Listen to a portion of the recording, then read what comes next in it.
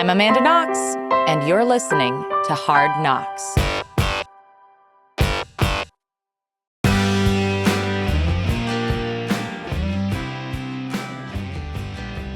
Today on Hard Knocks, I interview Isabelle Boemeke, a model-turned-nuclear energy influencer who is advocating for climate solutions through a mix of science, communication, futurism, and performance art. She is the author of Rad Future, the untold story of nuclear electricity and how it will save the world. And a big shout-out to one of our, top subscribers and friends, Canon, for introducing and facilitating this conversation, which is all about advocacy for, common sense solutions to the climate change crisis, but also conversations about personal agency and how any one of us can actually feel like we can be a part of solutions to big problems instead of feeling cynical and discouraged. So enjoy. Thank you so much, Isabel, for being on Hard Knocks. Could you, in brief, introduce yourself to our audience? So my name is Isabelle Boemeke. I'm a Brazilian former fashion model and maybe the world's first nuclear energy influencer. All right. So great. Can we I know you're all about talking about the nuclear energy, but can we just pause for a moment and appreciate the pivoting from modeling to becoming a public advocate around something that is not just, any old thing. It's actually quite a high stakes and even controversial field. Tell me about that transformation for you. It's one of those things when you look back in your life, every little point makes sense in retrospect, but as you're going through it, life is kind of just happening in a weird and mysterious way. Mm-hmm. So I can, as you can attest, but let's go back to, how I ended up even becoming a fashion model. So as I said, I was born in Brazil. I was born in a very small town in the south of Brazil, actually. And when I was about 16 years old, I was leaving my high school and a man ran up to me and he asked if I was a fashion model. Of course, I wasn't. I said no, but he said it was a modeling competition happening in my city the next day. So I ended up going to the finals and the whole thing. And I saw that as my opportunity to leave Brazil and go live elsewhere. I've always wanted to live in America, but I didn't know at the time yet that it was going to lead me to America.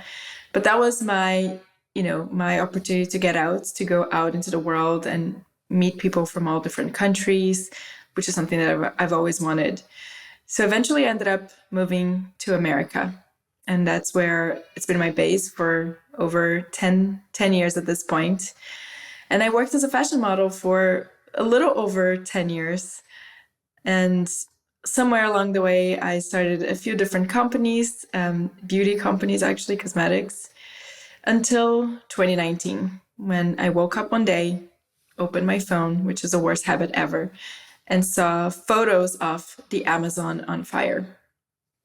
Now, here's the thing.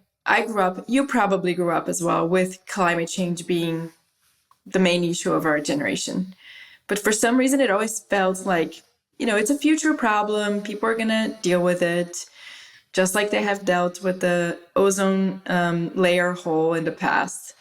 And for some reason, seeing those images in 2019 did something in my brain. And I realized that climate change is very much here.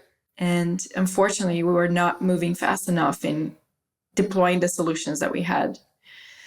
And that was kind of the impetus for starting to do work around climate change. So why? So here's a question.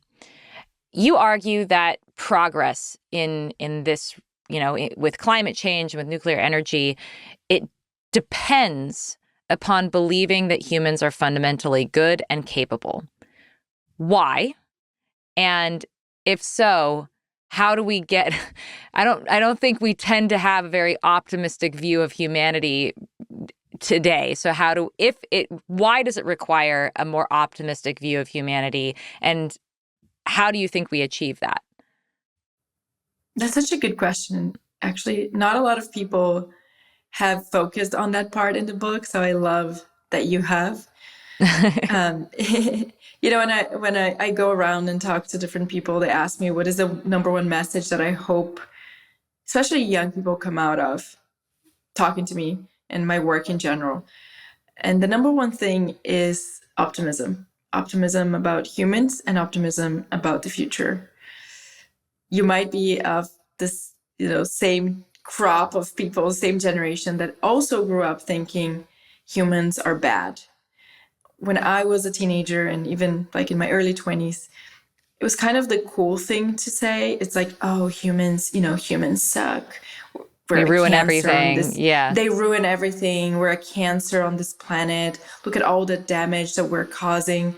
And I'm not here to say that some humans don't do horrible things, right? Obviously, we all know that. And especially we're living at a time where it seems like the news cycle is so intense and we can see so many examples of people doing horrible things. But we also do amazing things. We're capable of love. We're capable of creating. We're capable of, in this instance, creating knowledge that can solve problems. And that is a view of humanity that I wasn't exposed to in my teenage years. And it's a view of humanity that I only came to understand and appreciate when I read a book by a British physicist called David Deutsch, in which he talks about humans being special, not because we have some soul or anything that makes us supernatural, but because of this intrinsic ability to create knowledge, which then can solve problems around us. And that, it sounds so simple, even just saying it now, right? Oh yeah, of course we can solve problems, but really embracing that and then going out into the world and looking around at all the problems that we face and thinking, okay, us solving this problem is literally only a matter of us acquiring the knowledge necessary to solve the problems. There is nothing more magical than that or more difficult than that. And that has completely shifted how I see the world and how I see humans. So, going back to that moment in 2019 when I opened my phone and saw the Amazon on fire, I didn't think, oh, climate change, we're all doomed. Let me just go away and not engage in civilization anymore, which is what a lot of people effectively say when they say, I don't even want to have children because I don't want to bring them into this horrible world. So instead, yes, I was depressed about climate change and our lack of effort, but I was also inspired to do something about it.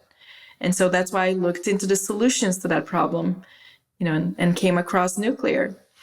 And I think I love that you bring this up because it's such a powerful shift in mentality. Yeah.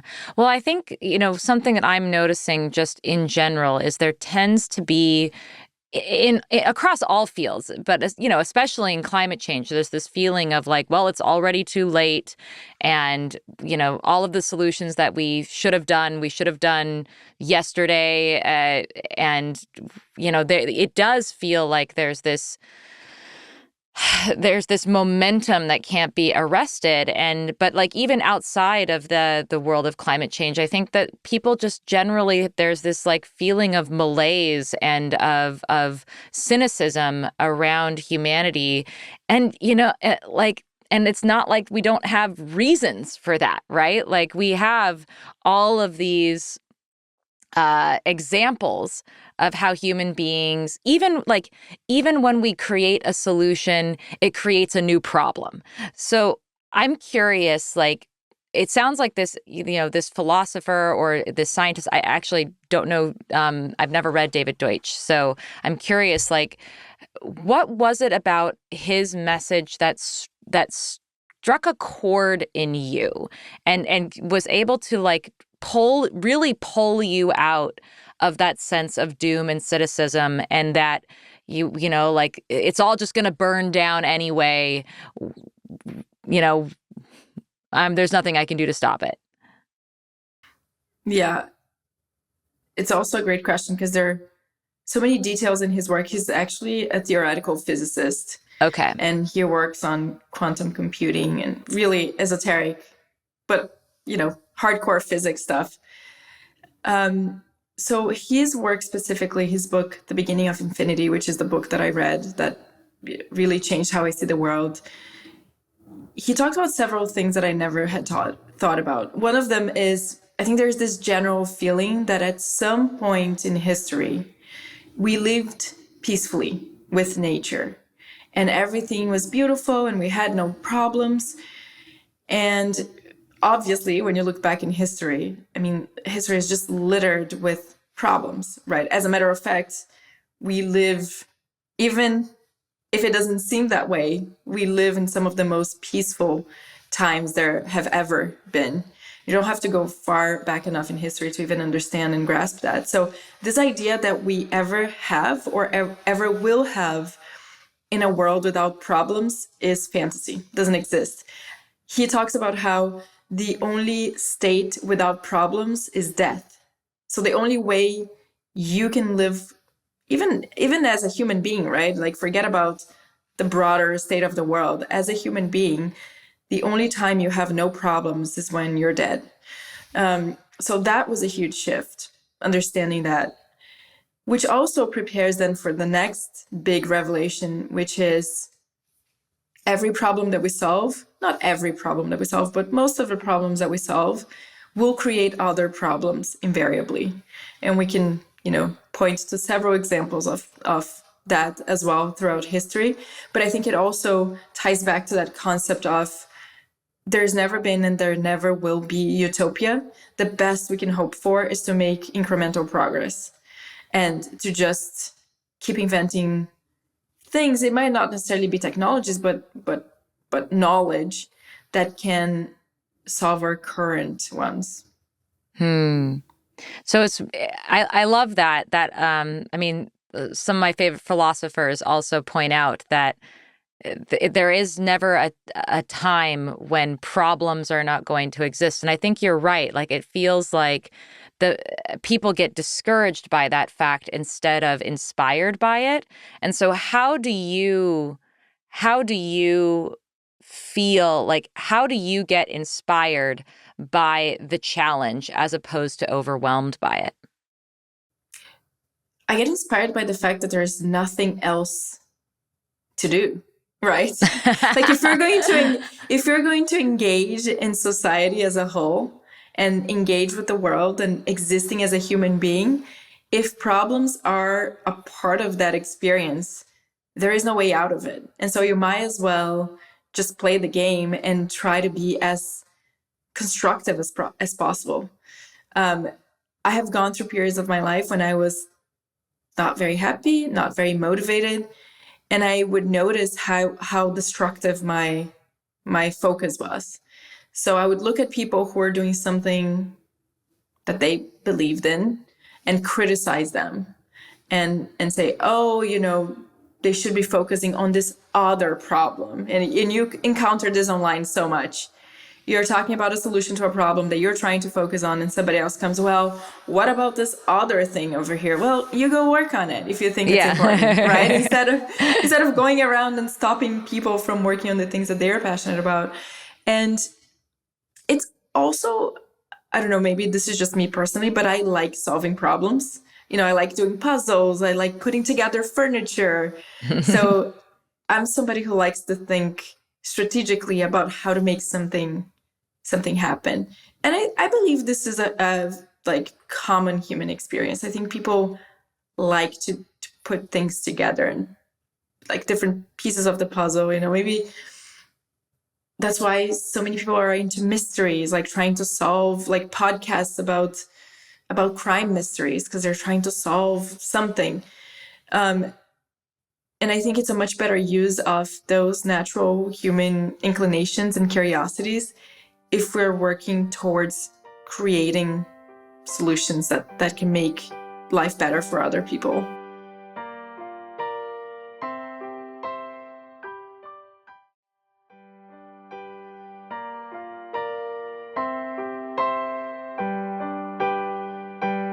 Yeah, I think that's a human quality, that desire to recognize patterns and to solve puzzles. Like, I think that's an innate human quality that some people, feel and express more than others, certainly. But I do think that there's like something about like the puzzle and the IKEA furniture, which is that there's this like promised sort of solution at the end, right? Like you're at the end of the puzzle, you're going to have a picture, or at the end of the IKEA furniture, you're going to have a bookshelf, right? Like there's that feeling. So but for this particular thing that you've become passionate about, which is climate change and nuclear energy, how does that, like, does it feel like you have a vision of what the outcome is going to be, and so you're excited to tackle that puzzle? Or does it still feel like that vision is nebulous and nevertheless you find yourself motivated to get into the weeds? Those are such good questions. I have to say, I've done so many podcasts and I love the more philosophical conversation, because it's just like I never think about this stuff, but now you're forcing me to. It's great. I think those are great analogies, by the way, the IKEA furniture and the puzzle. And, I think it's still that, right? If I'm talking, for example, about nuclear, one very tangible IKEA furniture is preventing existing nuclear power plants from being shut down. That's extremely tangible, right? We know exactly what can Here's happen. A problem. Here's a problem. Nuclear power plants are being shut down prematurely. When they shut down, they're replaced by fossil fuels. They lead to higher emissions. How can we stop that from happening? And then we see the result, obviously. And that's exactly what I did when I looked around in 2021 and wanted to affect the actual world instead of just putting content online. And I looked at all the nuclear power plants that were going to be shut down in the United States. One of them was Diablo Canyon in California, which is the most iconic in the country. This was the place where tens of thousands of people gathered to protest the plant being built. Jane Fonda was there. A famous musician was arrested because he chained himself to the gates, preventing workers from coming in. And so when I looked at that plant, I realized if I could keep it open, I would send a very powerful message to California, to the country, and to the rest of the world that the tide had turned and that people were now open to nuclear, right? In the most anti-nuclear place in America, we finally came to our senses and realized that we have to keep this thing open. And so I focused on that. I led a whole grassroots campaign, including a rally in San Luis Obispo, which is where the plant is located. And that was one of those very clear moments, right? IKEA furniture piece. Check, yeah. Check. And the plant is now staying open. It was going to shut down actually in August of 2025. It's now staying open for at least congratulations. Thank you. But that's one, very, very easy check. I think more nebulous things is public perception around nuclear changing? And that's something that people would ask me throughout this journey. How do you know that your work has an impact? And for a long time, all I had was anecdotes. I would say, well, people DM me all the time saying they changed their mind. But now we have actual hard data, which is when I started doing this work in 2020, putting videos on social media explaining how nuclear worked, 49% of Americans supported nuclear, and now it's 61% of Americans. So that's all right. Another very tangible thing. And those things are, doesn't mean the work is done, but they are inspiring. I would almost put it in terms, if we're going back to the IKEA furniture piece, it's almost like you're setting up an entire house and you're building one piece at a time and you're slowly putting the pieces up and you're still, assembling furniture pieces, but they are a part of a much bigger picture, which is this house. And in this case, it's moving away from fossil fuels and towards clean energy, specifically nuclear in my case. Yeah. I mean, that resonates with me as an advocate of the criminal justice system, because like the grand nebulous like thing is justice. This idea that it is even less tangible. Like, the tangible thing that you're looking at is, can we maintain a hospitable planet to like life. And how do we do that? Just like for when I approach this whole system of like, how do we deal with justice and the justice system and exercise justice? Like, this is the idea of justice as this human concept. Like, we invented that. And so there's no there's even philosophical problems of even deciding what does it mean. Like, it's not like inhospitable planet versus hospitable planet, And so, but like, it's a similar issue where it's like, okay, either I can like tear myself to pieces arguing with people about what does even justice mean before we even tackle the practical problems, or I can say, okay, I know that police are lying to people when they interrogate them.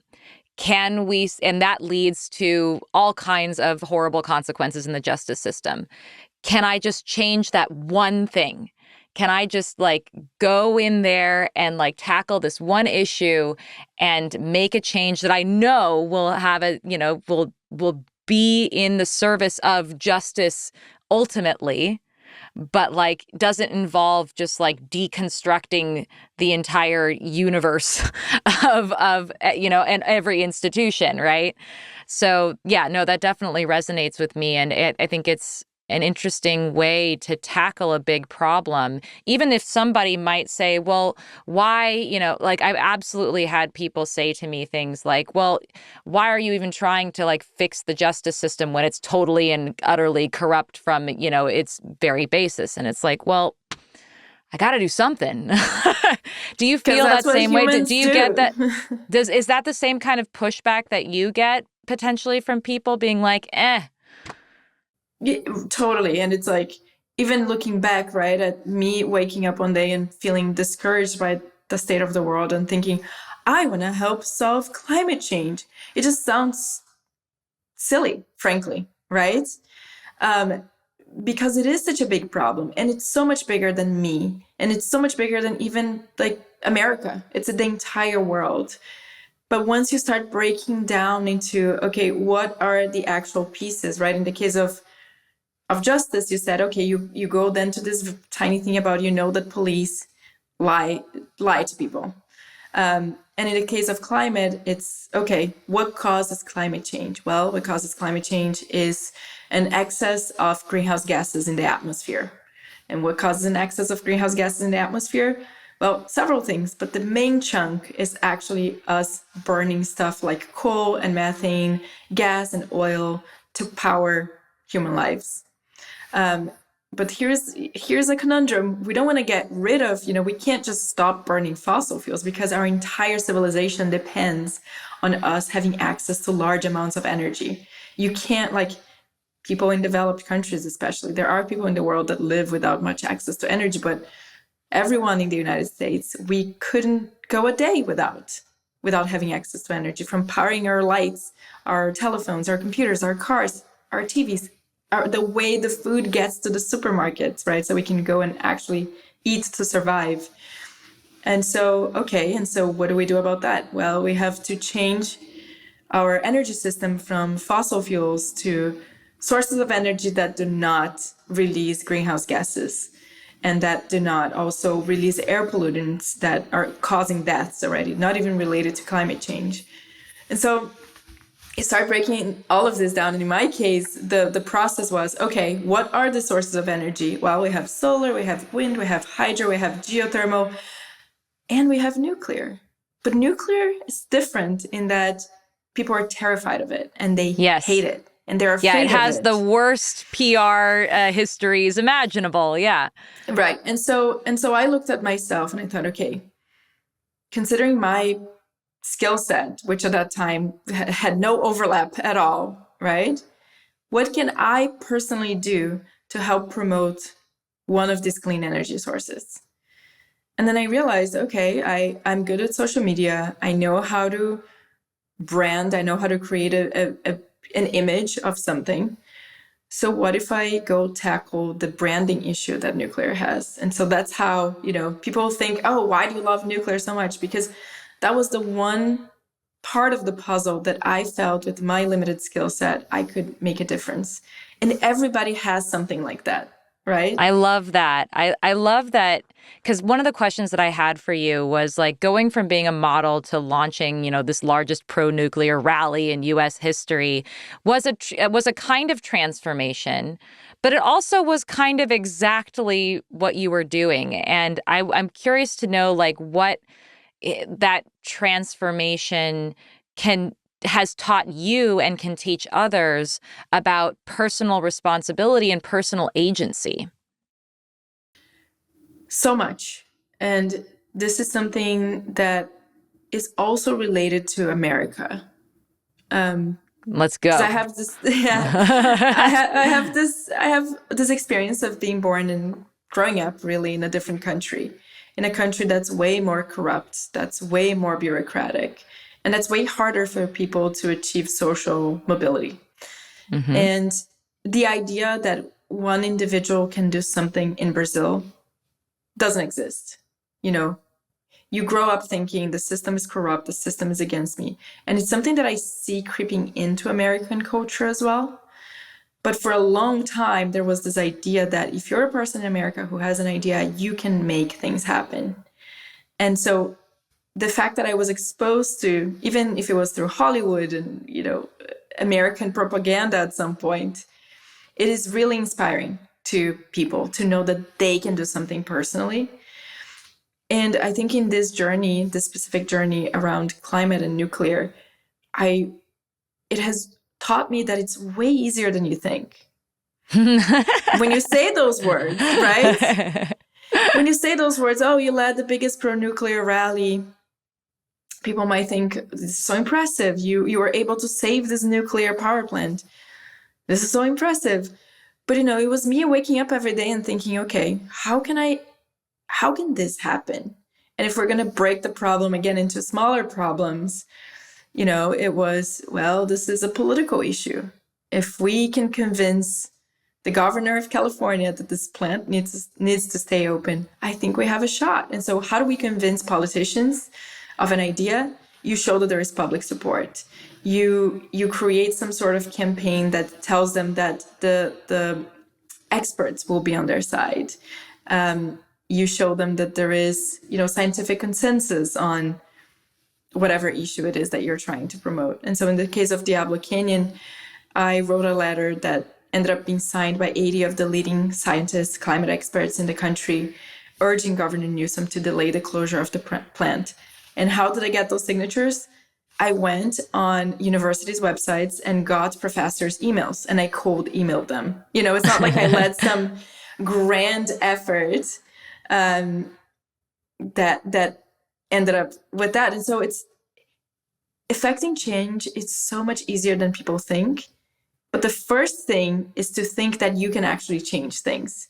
And so much of that is knowing that you can, so much of that is tied into this belief that you can. And at the end of the day, this is so cliche, and I talk about this in the book, but it's so cliche, but the future completely depends upon all of us.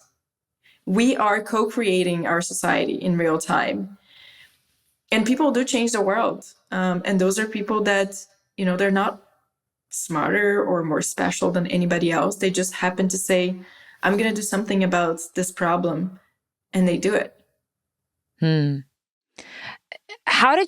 Was it a struggle to get people to care? Like you talk about cold emailing people and like, you're like, hi, like, how do you, like, do you have any strategies or things that you might recommend to people if they care about something, what is a good way to communicate that caring such that it will be received across, because, college professors are busy people. They have to grade papers. Like, why are they responding to an email that they don't have to respond to? What was it about your approach that captured people's attention? Well, I think the first thing is to choose people that are genuinely interested in the topic, right? And the only thing you need in the beginning is to get a couple of names so that you can inspire other people as well to sign their name. So always go for the biggest names first and try to make it, if you're sending an email, a very, very short email explaining what you're trying to achieve, who you're affiliated with, and I didn't send the letter right away. It was almost like an introduction email. Hi, I'm so and so. I'm working on this on delaying the closure of Diablo Canyon. This is why I think it's important. Would love to talk about you being involved. And then you get them to respond, and then you send everything. Because most people get overwhelmed if they see a big block of text and they have to and they're click like, on a oh God. document. So yeah, you make it easy for them to be interested in, and then you try to get them either on a phone call or to respond to the email. And the most important thing really is getting a couple of emails to begin with, so they know there is traction there. They're not going to be the first. Nobody wants to be the first one to sign. Totally.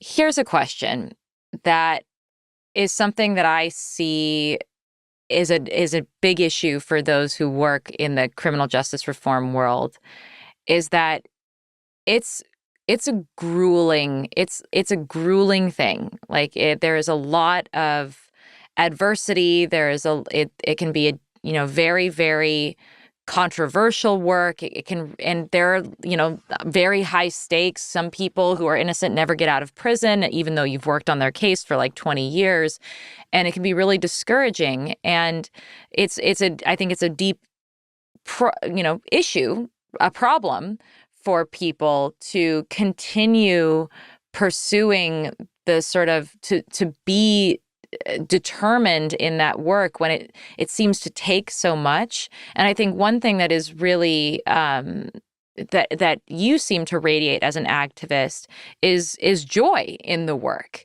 and joy in tackling these serious and divisive and controversial issues. And I wonder, how is it that you protect your joy from being eroded by the process of doing the work?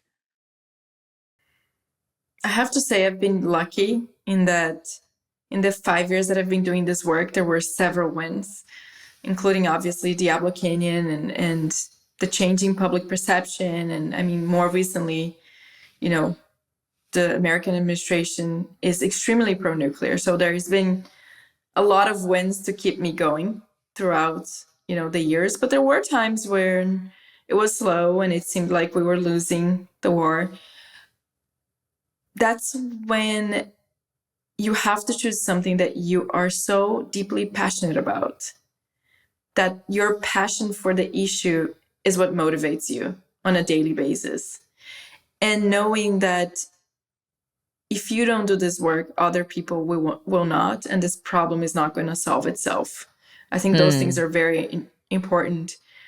When I always go to this breakthrough prize ceremony, which awards scientists that are working in different fields prizes. And it's amazing to see all these people being recognized for their work. And then and every time I go, I think about all the thousands of scientists that worked on an issue or technology their entire careers, and they died, and they never got to see a discovery. They never got to find something. And yet their work led to somebody else's work down the road, leading to a giant breakthrough. There's so much in the world that we're not aware of, and that our work has impact on other people. Like one example in my case is the person who put nuclear on my radar is a planetary scientist named Carolyn Porco. And she posted a random tweet in 2015 talking about molten salt thorium reactors. This wasn't a hit post, okay? Maybe it got 10 likes, but I saw it. And for some reason, it stuck with me. And this is the thing that many, many years down the road would lead me to even think about nuclear in the first place when I was, thinking about climate change. She could have never guessed that that thing would have impacted my life in such a major way. And I think that's true for all of us. So I would think, if I'm somebody who is working on justice reform or some other issue, you never know what sort of impact you're having. You might change one person's life, but that person might be able to, completely revolutionize justice. And so just keep going and knowing that you never know the impact that you're having. But if you're passionate enough about it, and your skill sets match with that problem, just keep going.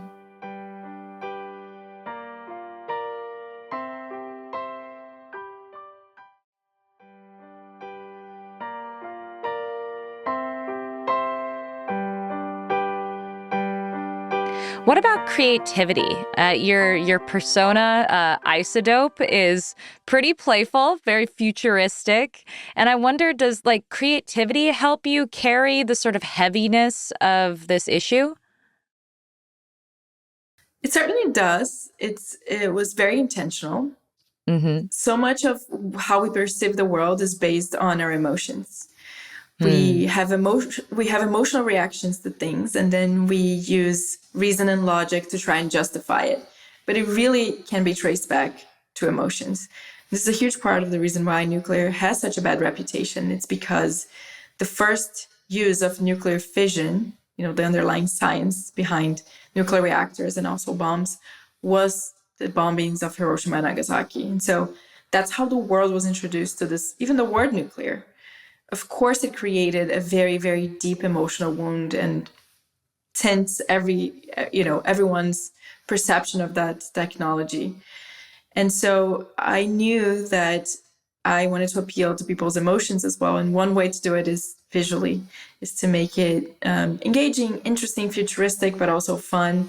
So a lot of my content has retrofuturistic vibes, which is a little bit referring to the atomic age in the 50s and 60s. But then I also use a lot of colors, and I try to make it fun and, accessible.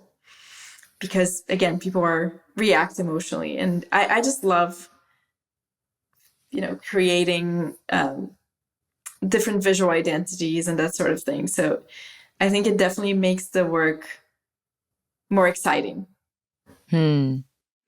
Does anyone ever like push back, or is anyone ever hostile towards that vision that you have? And if so, how do you handle that hostility? I wouldn't say people are hostile to the vision itself. It's a little bit, the pushback that I do get is you're not an expert. And so why should we listen to you? You're trying to make nuclear playful, but you're not an expert. And I understand that concern. I do think there's a concern more broadly within our society about lack of expertise, or maybe the better way to say it is lack of respect for experts and institutions. And, I totally agree with that. The one thing I would challenge people is to, consume my content. In the case of my book, read the book and then find the scientific facts that are incorrect. But I think it's one of those things of looking at the world realistically and understanding what people resonate with, and understanding that those are the tools available to you. So, why did I decide to start posting content on social media? Because that's where people consume most of their information nowadays. And, maybe it's lowbrow, maybe it's not considered serious enough, but that's just how the world works. So I think being realistic about just the best ways to put your message out there. And then in general, everybody has haters. Anybody who does anything has haters. And I have stopped looking at the comments. It's been a while Yeah. now. Is that just, yeah, I feel like that's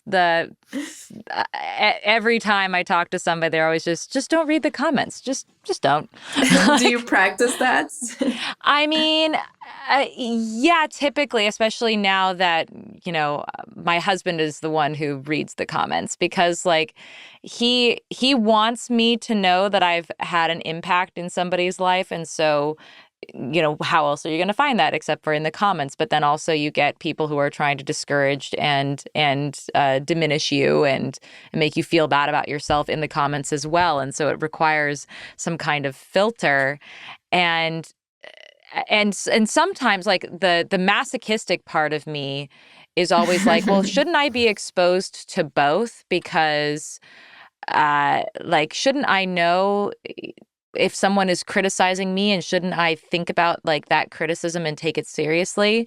But then I remember that like the vast majority of people who are commenting in a really negative way are not doing so from a very thoughtful place. It's not like a constructive criticism. It's mostly, I mean, very occasionally, and this has happened in my life where I had an experience of advocating for someone who I thought was innocent, but who ended up turning out to be guilty. And I started getting messages from people that were not like, you idiot, blah, blah, blah. It was more like, hey, Amanda, we think you do a really great work, but we're concerned that you might be getting fooled on this issue, and here's some resources for you. And that was when I was like, okay, that is the kind of, that's the kind of feedback that isn't necessarily just like all positive, yay, good for you, yes to everything you do, but that is worth engaging with, is when somebody's like coming from like a place of, caring about you as an advocate and wanting to make sure that your integrity remains intact. So that kind of thing. And I think what's interesting about everything that you just said, well, first of all, people ask me, how did you know that nuclear was a good solution? And that's a good question for you as well. As an advocate, how do you know that this is the right thing to advocate for, which is in itself like a whole rabbit hole we can go down to. But in the case of nuclear, it was just like, there's just so much overwhelming evidence, right? You go on a mainstream website that is doing safety analysis, and you're going to find that nuclear is one of the safest forms of energy. And so there is just so much evidence at this point. But it is interesting, if I'm thinking back about the anti-nuclear movement, at some point there wasn't overwhelming evidence. And so it maybe made sense to be anti-nuclear, right? That's just like one weird place my mind went to as you're saying all of that. But then it also gives us information on how to be better advocates, which you mentioned. When somebody emails you or sends you or drops a comment that says, hey, Amanda, love what you're doing, or in my case, hey, Isabel, love what you're doing, here are some data points that you might consider. That's the sort of stuff that changes our mind. And that's the sort of stuff that changes everybody's mind. So, maybe that is the best way to advocate for whatever issue that you care about. Yeah, that's a good point. Okay, so to get to the nuclear of it all, which, by the way, I was so worried going into this conversation because I've been accused of pronouncing nuclear wrong. You say nuclear? Yeah. I feel like I overcompensate because I'm like, I know I'm going to say it wrong, and it's like nuclear, but then I'm like, but wait, is it nuclear? And then I get into like my head about it. So yes, I've absolutely pronounced it wrong, and thank God. I think I might have waited until you said the word first to make sure. Nuclear, yes. Yeah. But so getting into the nuclear of it all, how does nuclear energy embody this philosophy of imperfect but necessary solutions? I would say that every technology that we have is imperfect, not just nuclear. Just take solar, for example. Solar panels are better because they're creating electricity without creating greenhouse gases or pollution, but they have a lower energy capacity factor, meaning they produce electricity less percentage of the time than, let's say, a fossil fuel plant. Obviously, if the sun is not shining when it's nighttime, or if clouds are covering it, solar panels are not producing electricity, so they're way less reliable. They also take a lot of land because of this, energy. The energy is to disperse, so it takes a lot of land to be able to produce the same amount of energy as, say, a fossil fuel plant. And in the case of nuclear, again, not a perfect technology, but it has a lot of upsides if you compare it to other sources of energy. So the first one being, again, doesn't produce CO2 or air pollution that causes human deaths. But then also because it's such a powerful energy source, you need way less of everything to make the same amount of energy. You need to mine less materials to build nuclear power plants. You need to mine less fuel to be able to, create electricity from nuclear reactors. but you also need way less land. So nuclear, when you look at all of these things, it's just light years better than every other energy source. Now, what are some of the downsides? Well, one of them is that it creates radioactive waste. And this is waste that needs to be managed, basically just kept away from people and the environment forever. People will say hundreds of thousands of years, but in like human timescales, that's effectively forever. So that's one problem. And the other problem that people point to nowadays is that it's too expensive, or it takes too long to build. I'm not even going to bring the safety problem up because, again, the data is so overwhelming that it is safe.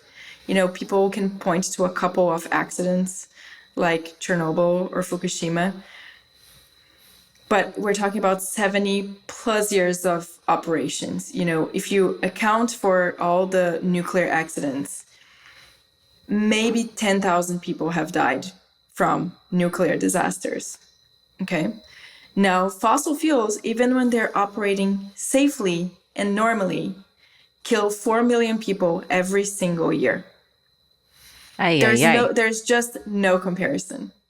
You need something like 200 Chernobyls every year for nuclear to be as dangerous as fossil fuels.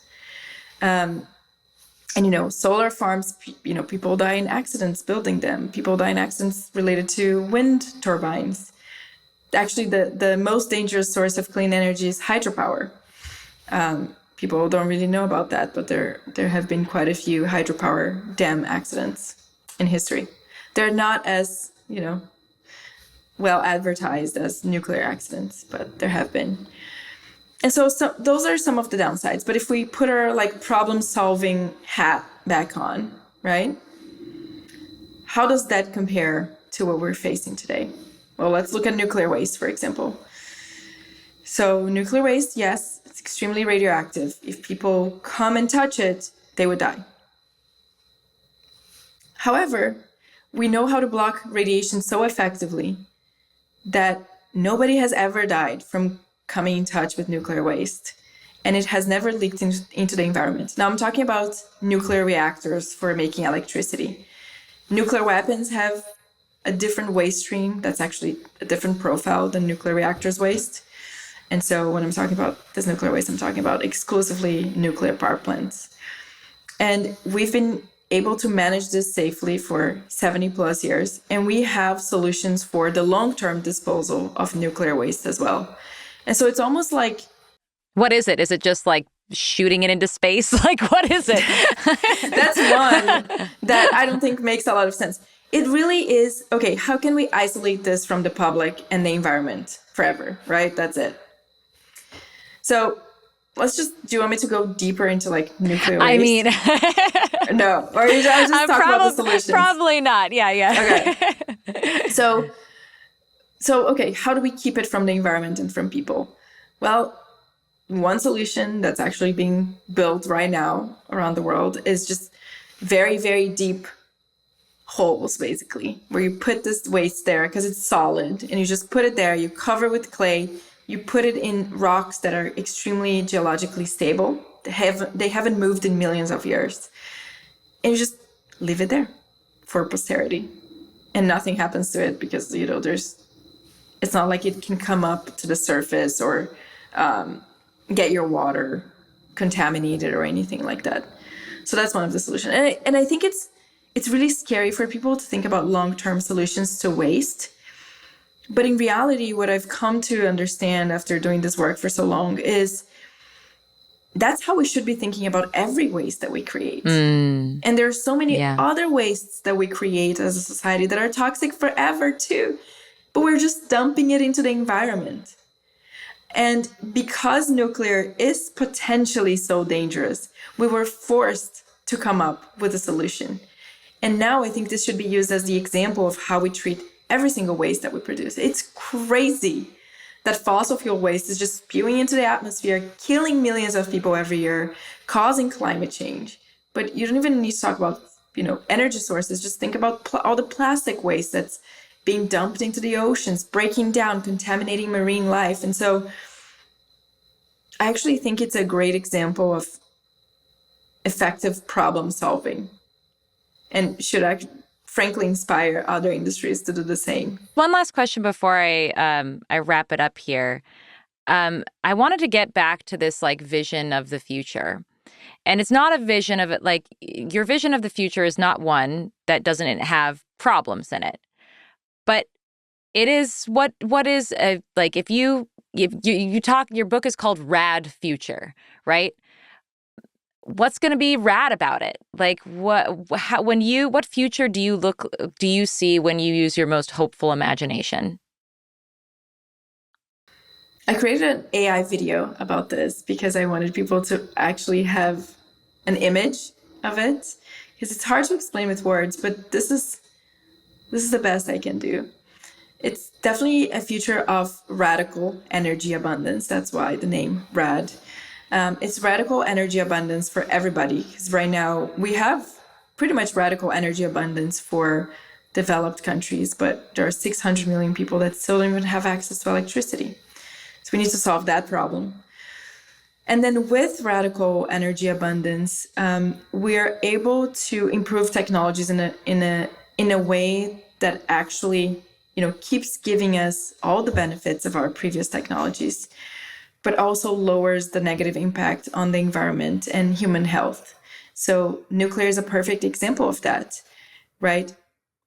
It can give us all the energy that fossil fuel plants could give us, but we're also limiting the negative impact, both from an air pollution and greenhouse gas standpoint. And we're making, the point I made earlier, you need less materials, you need less land. You're basically improving everything else about that technology while still maintaining the benefits of the original technology. And hopefully we could do that for everything in our society. How can we create, better solutions to our problems that solve all these other problems simultaneously? And this is, more maybe esoteric and personal, but I would love to see us also using technology in a way that brings humans closer together and also closer to nature. So in my AI video, I have the scene of a man who is tending to his garden, and he's being followed by a little drone, and he sticks a little thing into the ground, and it gives him a reading of the soil conditions, if it needs vitamins, if it needs water, and so on. So that's a perfect example of technology that can bring us closer to nature and not just alienating us further and further. But, I accept that there is a sect of people in society that are just going to want to live in a virtual reality world. Really? Is that just a thing that people want to do? I think some people, I think not a huge percentage of people, but some people do. And, that's also available in a future of radical energy abundance. And by the way, there will be some people that will want to live completely without modern technology. They'll probably just want to homestead. It's already happening. You can see traces of this happening in society where people just want to go live the hard way. Yeah. But that's the future that excites me. Cool. Well, thank you so much for this conversation, Isabel. Where can people find you and follow your work? They can find me on social media on Isodope, X, Instagram, TikTok, but also isodope.com. And there you can find all the links and social media links as well. Thank you so much. Thank you.